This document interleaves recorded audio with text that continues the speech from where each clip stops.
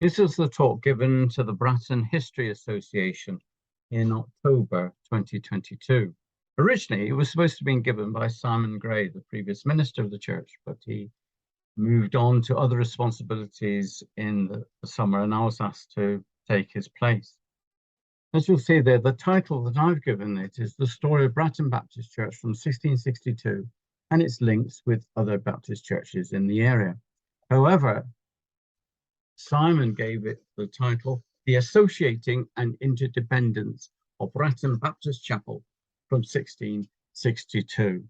And can I say that, the version of the story that I'm sharing with you is more tabloid than anything else. Okay, then. I have to say a couple of things to begin. And first of all, that my sources have mainly been from the Whitaker Reeves family. Sheep, Bell and Plowshare by Marjorie Reeves, The History of the Baptist Church by Marjorie and her sister Kathleen, and another member of the family, and other records as well. And therefore there might be a slight bias towards the family's involvement in the story, although it was pretty massive, I must admit. The second thing I need to mention is that there is no such thing as the Baptist denomination. There are groups and clusters of churches and associations, but there's no general Baptist denomination, because each Baptist church is independent and it's up to the church who it allies itself with. But I suppose the biggest group throughout the country is the Baptist Union of Great Britain, and Bratton is a member of that union, that association, as is West End Baptist Church in Westbury and Bethesda Baptist Church in Trowbridge, and so on. Then there are the Grace Baptists, and I suppose Penap or Providence Chapel between Dilton Marsh and Westbury Lee is a good example, local example of this. And then there are the Strict Baptists, and the nearest one to Bratton is the Harve in Trowbridge. And then there are other groups as well which Baptist churches will associate with, such as the Federation of Independent Evangelical Churches, the FIEC. And North Bradley Baptist Church is one that is part of that grouping. And then the other thing I have to say is that being a Baptist church, so one of the principal things is believers' baptism. And here's a picture, not at Bratton, but at West End, the candidate. But I thought this picture would be interesting because it's Bill Cook, who was a pastor, minister of Bratton for several years. So believers' baptism, not adult baptism, but believers' credo baptism, where individuals say, yes, I want to follow Jesus Christ myself. The second mark of a Baptist church is that they, well, in theory, are congregationally led. In other words, it's not a hierarchy telling the church what to do. The minister and the other members of the leadership team, the deacons, elders, and so on, are there to guide and direct and to seek God in terms of leading the church. But the decisions, all decisions, are taken at the church members meeting, where those who have committed themselves to the church come together to discuss different things and make decisions, and that takes priority over the view and opinion of the minister, of the deacons, and so on. And I suppose a third mark of a Baptist church is the fact that the preaching of the word, the sermon, is central to times of worship. And therefore, they're sometimes called the people of the book or the people of the word. Okay, now I want to take you not right back to the very beginning of the story, but back to the beginning of the 20th century, 1904, when a new minister was called to West End Baptist Church, and his name was Horace Dahl. And when he came, he was just 21 years of age, and he'd previously been minister at Southwick Baptist Church for a couple of years. Horace, being a young man, soon found himself a bride, and in 1905, he was engaged to Ethel Reeves, daughter of Henry Reeves. And there's the family tree. There's Henry, and not only did he have Ethel, but also Robert, who married Edith Whittaker, and Robert and Edith were the parents of Marjorie and Kathleen. Well, Horace fell in love with Ethel, and they were married the following year. And at the same time, the church at West End decided that for the first time in their history, that they would provide a manse for the minister. And instead of purchasing a property in the middle of the town, they decided to purchase a property that was right out on the Bratton Road, next to the Pinnegers. It was two small cottages which were knocked into one, and the Wiltshire Times even had a sketch of that property in the relevant edition of the newspaper. And that, of course, is still there, that property.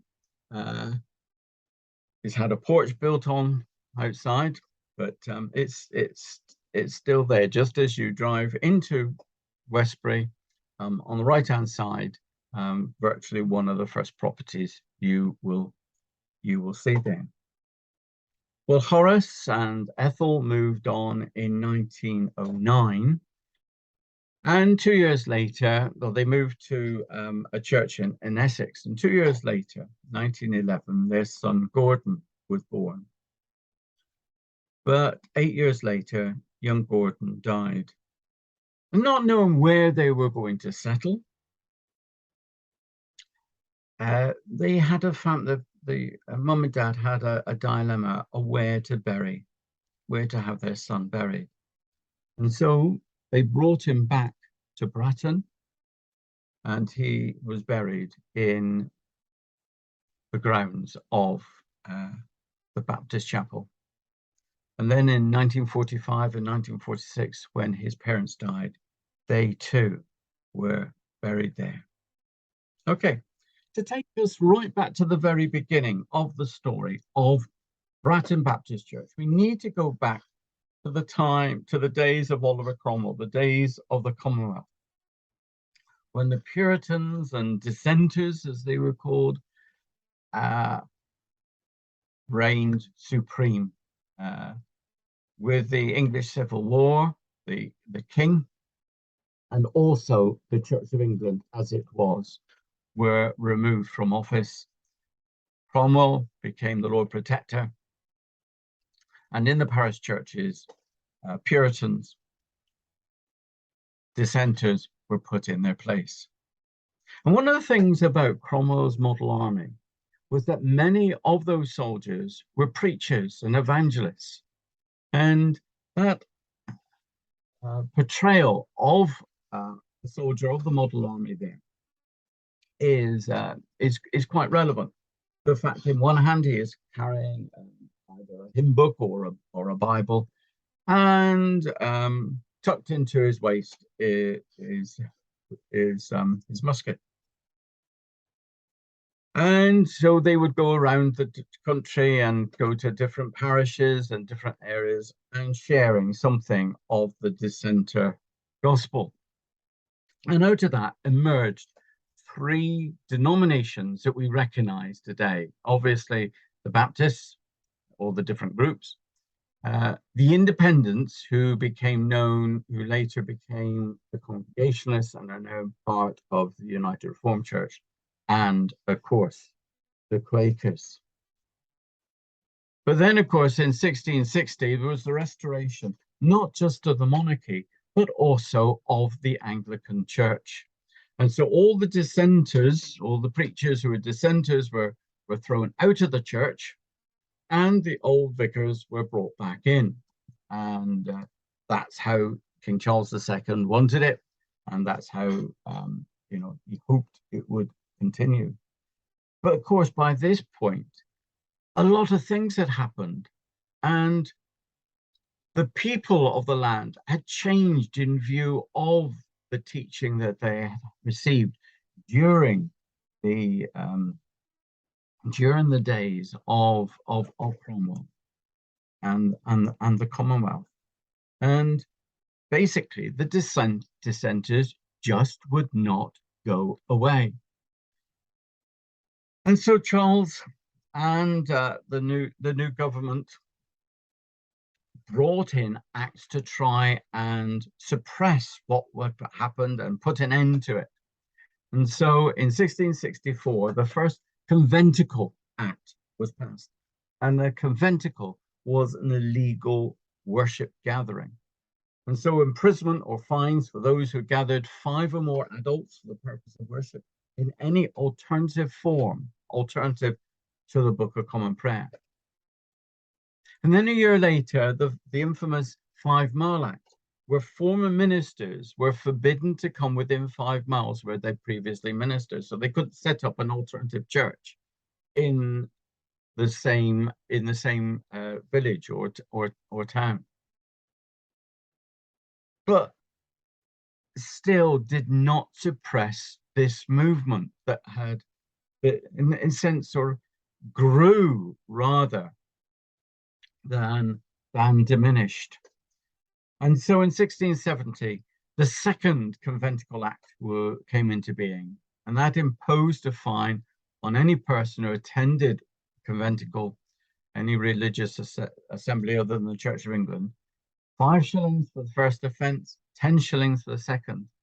Then anyone who hosted in their home such a meeting, or as a preacher, for the first offence, they were found virtually £1 and £2 for the second attempt. And so what happened to the church? The churches come into being. And what about the locality around Bratton? What was happening there? And sure enough, during those early days, churches did emerge. Devizes, Southwick, Erlestoke, Westbury, Crockerton, Trowbridge, and so on. But where's Bratton? Bratton Baptist Church from 1662, but it's not there. But actually, it is. Because Bratton Baptist Church really should be Erlestoke Baptist Church, because that's where it began. You see, with those conventicle acts, the church mainly went into hiding. And this is at Dilton Court Farm, which is on the road out of Dilton Marsh towards, not out of Dilton Marsh, out of Westbury Lee, towards Chaplain Slade. And on the farm there is a dip. Presumably, it looks as though it was originally a sort of open cast quarrying of some sort, sort of a real deep dip in the ground, which is unseen from the road and from other angles. And there, every Sunday, Baptist dissenters used to meet. And not only there, but also in Brokers Wood. And on one occasion in 1670, there were nearly 1,500 worshippers gathered there in the middle of the wood. And a fortnight later, it's recorded that nearly 2,000 were there. And then a third one in the area was in Erlestoke Woods. And that was the beginning of worship, Baptist worship for Erlestoke, Eddington to some extent, and Bratton. This is a quote from Marjorie Reeves, not from the normal sources, but from an article that she wrote. From Westbury, the road under the Downs to Devizes was probably the route by which Baptist teaching was brought to the village of Erlestoke. As early as 1662, the church wardens presented a group there. In other words, by presented, names were given to the authorities saying that these people are conducting illegal services. And she went on to say this was clearly a conventicle meeting in Thomas George's house in Erlestoke, which was fined in 1671 and then licensed in 1672. And the charge was this, that they suffered. In other words, they were putting on an unlawful meeting and conventicle. He was, sorry, in his house on the 19th of March, where there was one speaking and teaching whose name was unknown and about 20 other persons there assembled. But that was sorted out in the following year because of this act, the Indulgences Act, which stated that dissenters were able to register the meeting places. And so Thomas George had his house registered as a meeting house for the Baptist worshippers, and William Aldridge and John Axford were the preachers there. But what happened is that the church wardens didn't take any notice of it, and they still carried on presenting different people to the quarter sessions and causing problems for them. However, in 1689, James II became king and brought in the Toleration Act, which allowed freedom of worship to dissenters. So dissenters were now able to worship freely, but they were still barred from public service. The Baptists and Quakers and Independents, Congregationalists, were not allowed to become sort of town councillors or any other public position within communities, but they got the freedom of worship at long last. And at that point, things like associations, groups of Baptist churches were able to come together and live in peace and gather as they wish to. And of course, the previous licenses from the Indulgences Act were sincerely honoured. This is the first mention of Bratton being involved. December 1701, a house in Bratton was set apart and from henceforth intended to be used as a meeting house for the exercise of religious worship by Protestant dissenters. And it was on behalf, not of Erlestoke, but Erlestoke and Bratton Baptist Church. It was one church, but they had meeting situations in two places. the previously mentioned house in Erlestoke and this house in Bratton. But no one knows whereabouts it was, whether it belonged to the Whitakers or someone else in the village. But you know, all we know is that a house somewhere in Bratton was licensed. But I need to take you on to the next stage of the story. And that is that in 1720, they set about having their own minister or regular preacher. And his name was John Wilts. And he was a member at Westbury Baptist Church.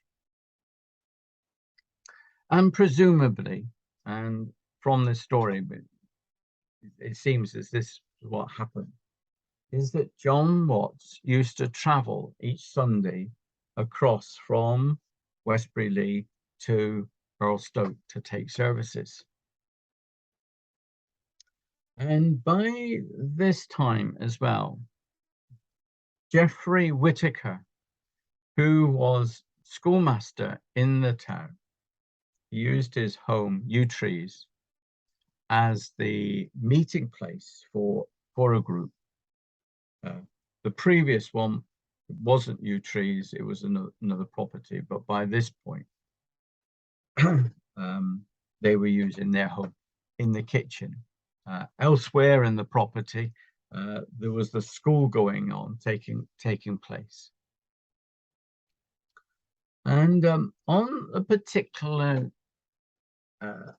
day, John Watts was making his way, and this is how the story goes, from Westbury across to Erlestoke, and had to cross through fields where Catherine, Geoffrey's wife, was they met up in a field somewhere. And Catherine said, could you come and take some of the services in our house as well as the house in Erlestoke? And so it was arranged that once a fortnight, Sunday evening, he would take a service at in the Whitaker's house. But whether it was the young people in his school or others as well, but other folks started to be baptized in Bratton, and so they asked him if he could take more services. And as a result of all this, the little group that met in their home began to grow. By 1731, he was actually recognized as the minister of the church.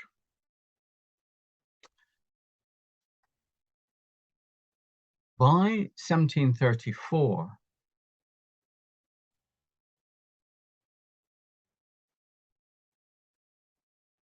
there was a need in Bratton for a meeting house. One assumes that it was because the group that was meeting had outgrown the space that was allowed in the Whitaker's house. And so a house newly erected at Bratton on a piece of land commonly known as Brown's Plot, lying at the northeast corner of Brownsbury.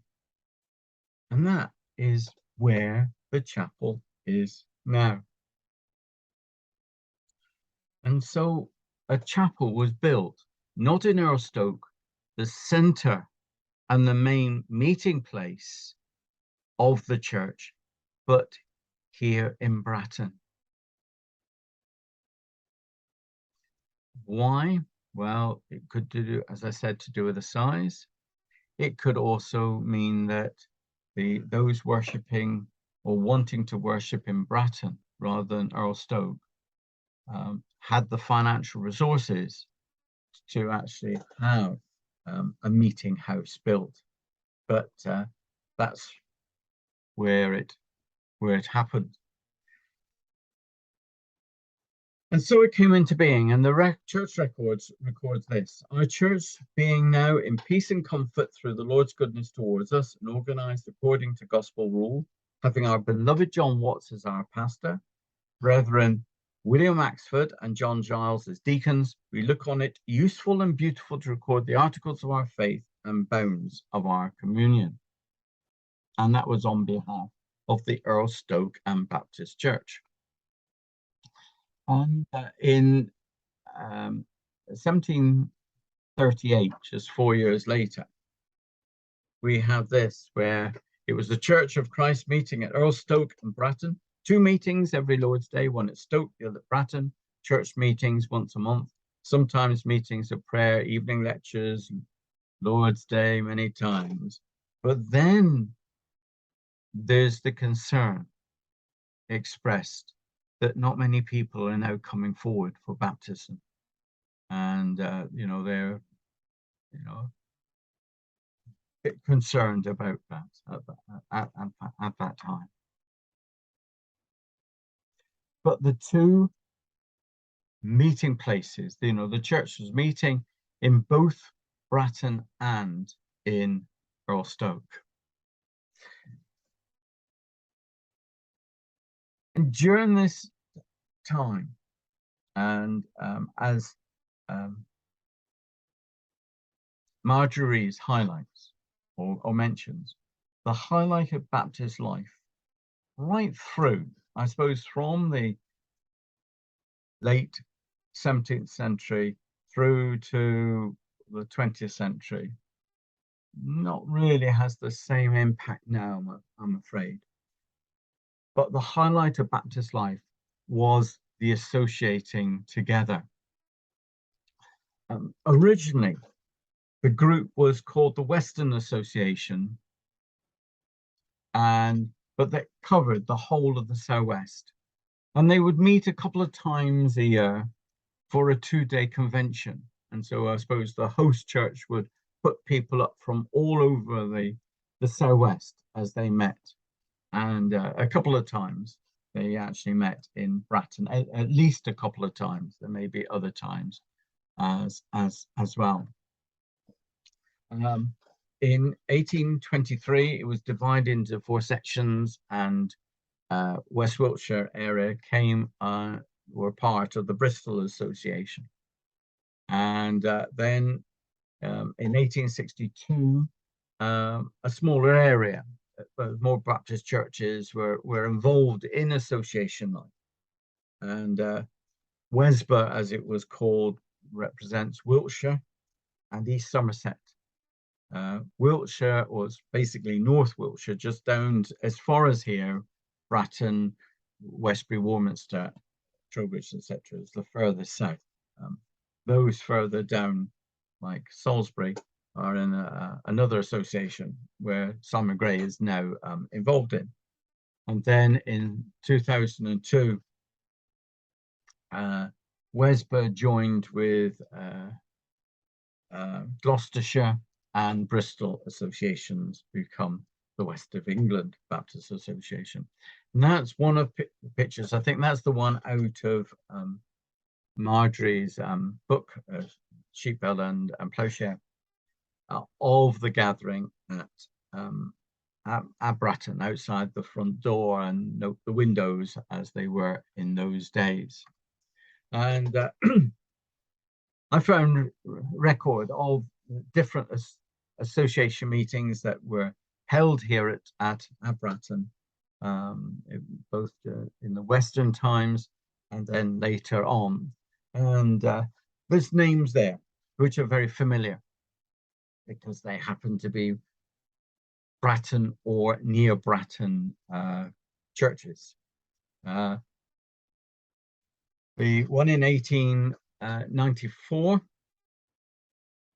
the chairman of the gathering was William Lawrence with the arrow, who was minister at West End. There's Whitakers and Reeves and Charles Hobbs, we mentioned a bit later. Going back to 1740, and to show that not everything in the garden was rosy. The church was turned out of its own house by one trustee, and obliged to meet in Geoffrey Whitaker's schoolroom. So back into yew trees, actually in the schoolroom, not in the kitchen, simply because the doorkeeper would defend this proud man, who was characterized by one of his fellow trustees as all those different things.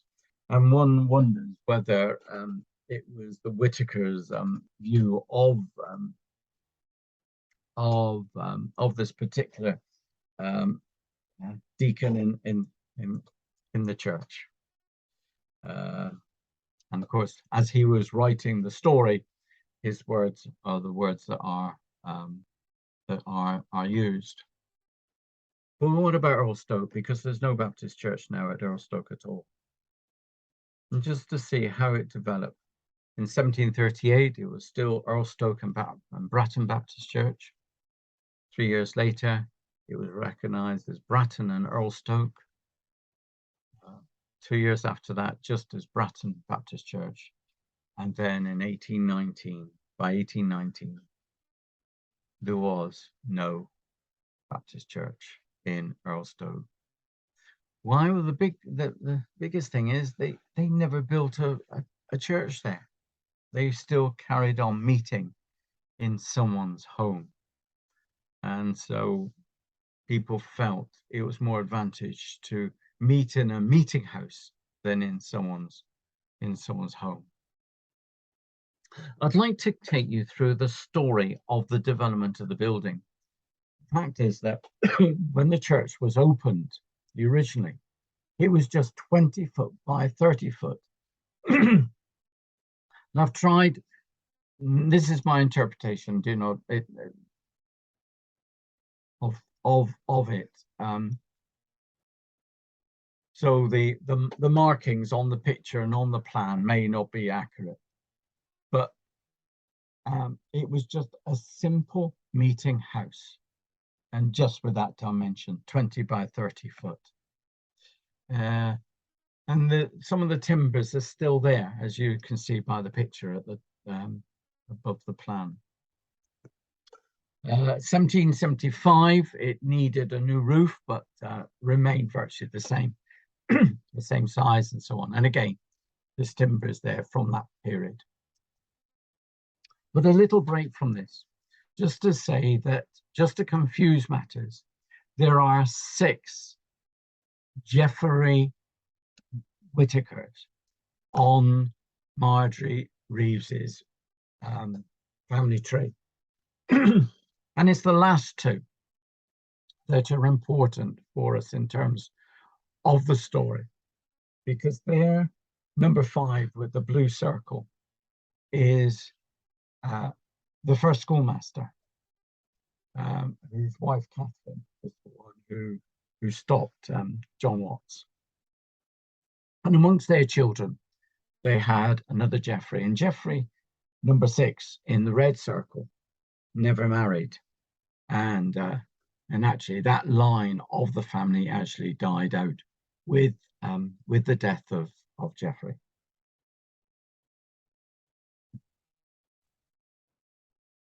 When he died in his will, there was £350 set aside for the chapel, the interest of which was to support a minister, 1 guinea per annum, and also money was set aside for a manse. But this is the one that really gets me, that money for an annual sermon to save young people from the evils of Warminster Fair. Why Warminster Fair? I have no idea, because I presume in those days there were fairs all over the place. And then money was set aside for education purposes, which of course was following on the work that Geoffrey had initiated. Going back to the story of the building of the church and development of the church, extra land was given in 1784, which meant a vestry could be built. And again, I've just judged that. I'm not really sure. I presume it's on that side. That's the side of the building where vestries, where the vestries are now. And 2 years later, an extra 12-foot depth, so it went further. It went further back, and I presume almost to the dimensions, or in terms of that depth, as it is today. By the end of the 18th century, extra land was given, and the manse was built, the building on the left-hand side. In 1807, a lot of internal alterations were made, including a front gallery. And as I have no idea how that worked, I've not indicated anything different in terms of the two pictures. But then work was started on by 1818 on the other side. Land was given so that a schoolroom could be added to the chapel. And then major work in 1858, when the church was in a real period of growth. The roof was raised by 4 foot, and that gave rise to the galleries, and the pews, pulpit, schoolrooms, lecture rooms, vestries, and so on.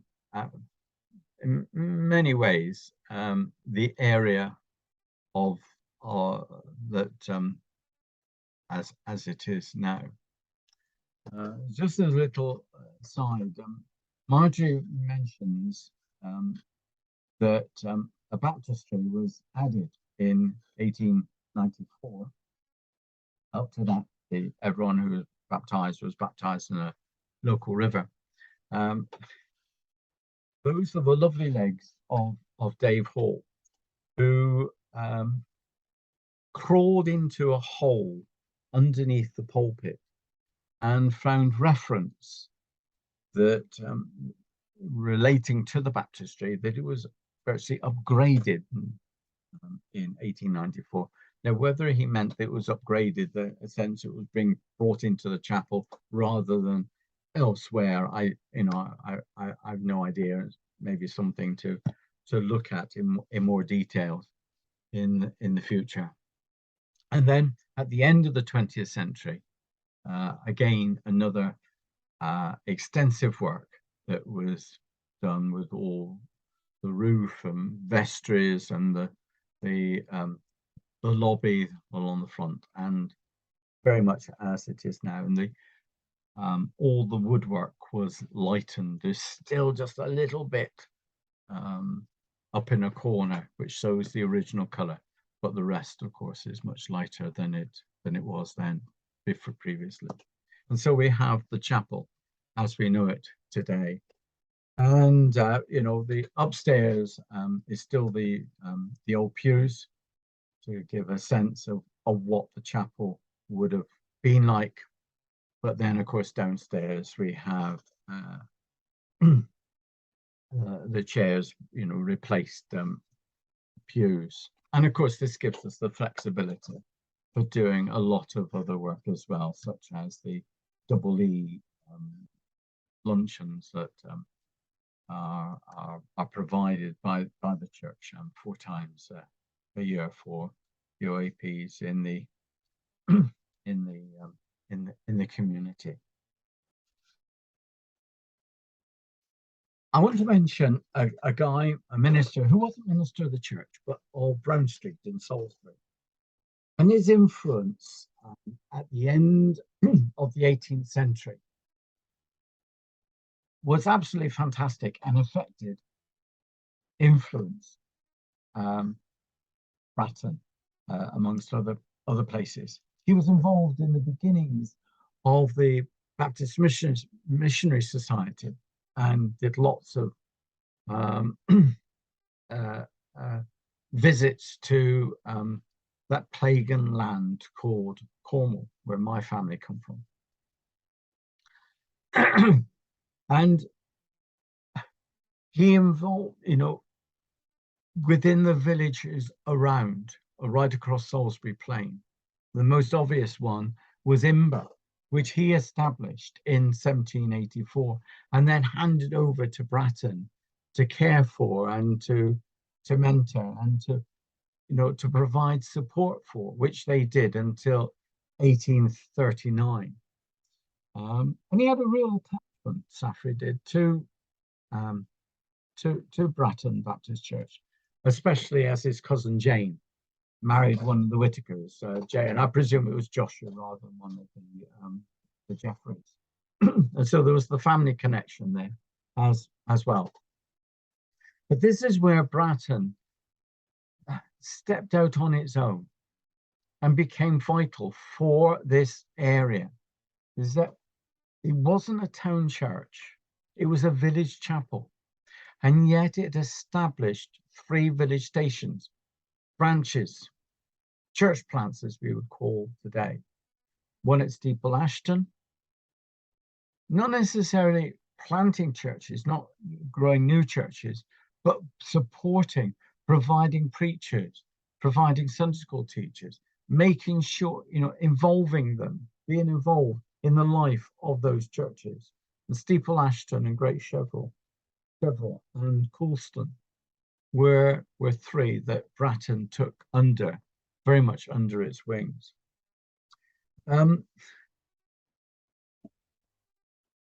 Rex Sawyer, in his book, Little Imber on the Down, mentions a special fund that Bratton Baptist Church set up, and it was horse hire in village preaching. In other words, anyone who was preaching in one of these villages, there were horses that they could hire, rent for the day, to take them across to wherever they were supposed to be preaching.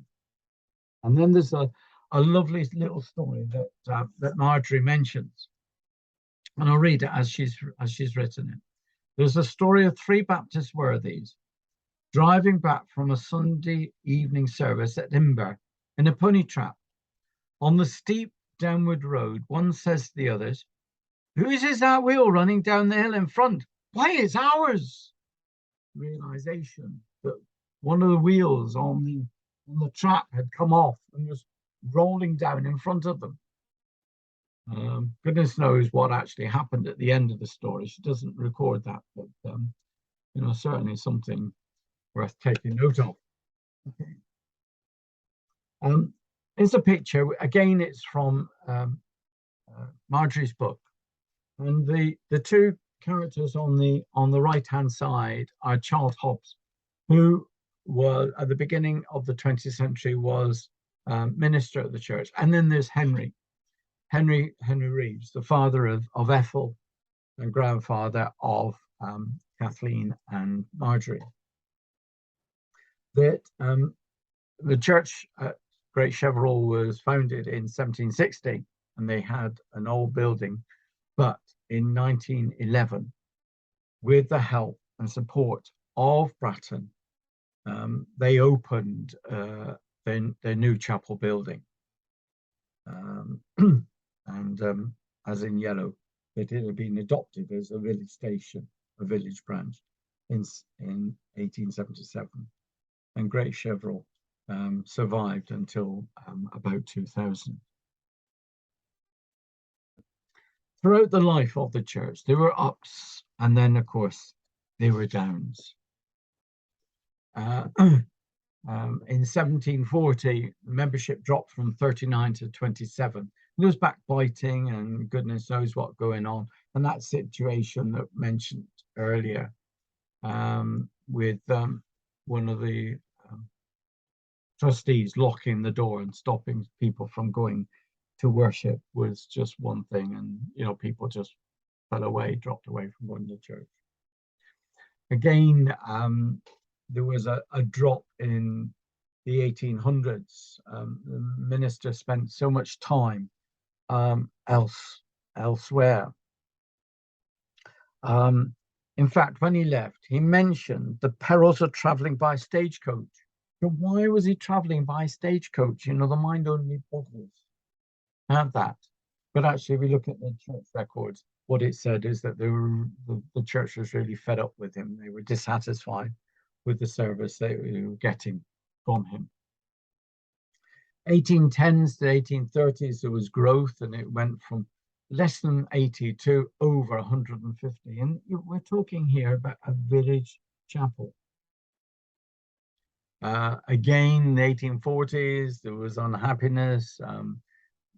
The minister wasn't touching in line with the rest of the church, and so things began to go wrong for the church.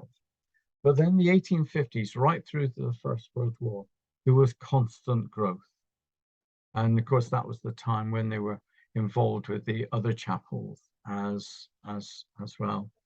And the membership rose to 206, which was the largest religious gathering community within this area, certainly within the village. Obviously, outstripping, a bit larger than St. James.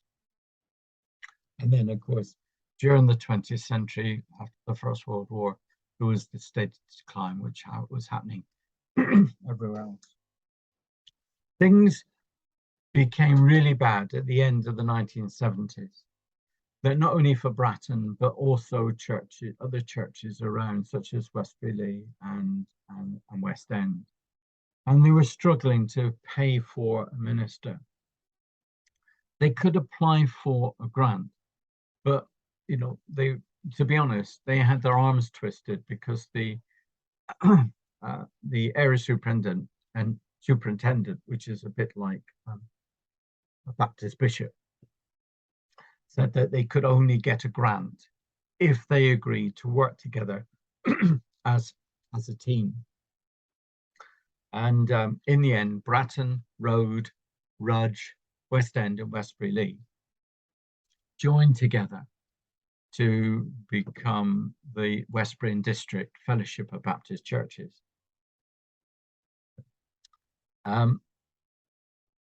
Just a couple of pictures. You most likely recognize that young man, that handsome young man. Well, Alan Hay was one of the local preachers for the fellowship during those years. And for a couple of years, his father, William Hay, who had been a lay pastor in Australia, returned to the UK, took up residence in the manse, and took on the role as pastor of Bratton for the time that he was here. In 1982, West End withdrew from the fellowship. Road found that it was growing, felt isolated from the rest of the churches, and was growing closer ties with the local Methodist church. And in fact, they pulled out and formed an LEP between themselves and the Methodists, and that's still going. And Rudge was, the congregation was very elderly, and in the end, it actually closed. But the relationship between Bratton and Westbury grew and grew and grew and grew, stronger. Bill Cook, that you saw a picture of earlier on, when he retired from full-time ministry, he took over as pastor at Bratton. And the relationship is still going well. That Westbury as such, no longer in existence, but there's still the close relationship with Bratton and Stormore. With Bratton now, the larger congregation, and we send preachers down there on a very regular basis. So what about the links with St. James? Well, from the writings of Marjorie, it says, on the whole, the two religious communities in Bratton lived side by side with little animosity, both stable and dutiful in their commitments. I think part of this was the fact that part of the lay leadership in both churches were related. The Whitakers who were Baptist deacons, Whitakers, who were Anglican church wardens, and so on.